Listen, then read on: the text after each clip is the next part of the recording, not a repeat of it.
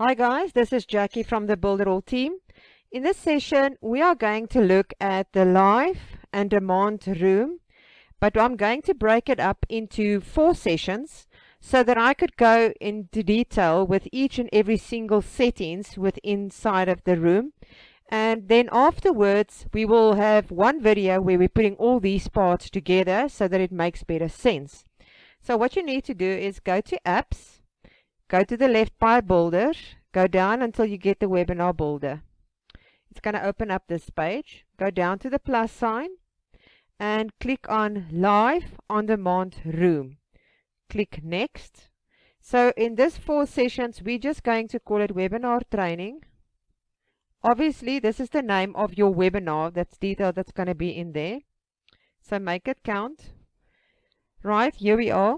Now, if you want your webinar to be protected with a password, you need to click and give it a password.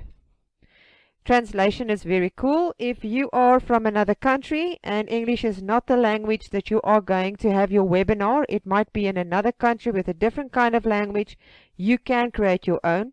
There is existing ones that's preloaded for you. Otherwise, you're going to click on the plus sign. I'm just going to add one of our languages in this country. If you click down, you will see it's been added to the bottom. And there's a little plus sign, a little pencil sign. Click on the pencil.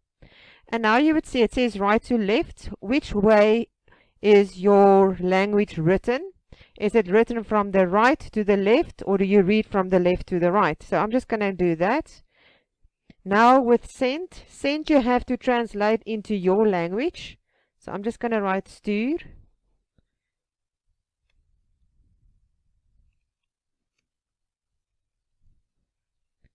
For the sake of this video, I'm going to pause it now so that I can complete this so that you can see exactly what I mean.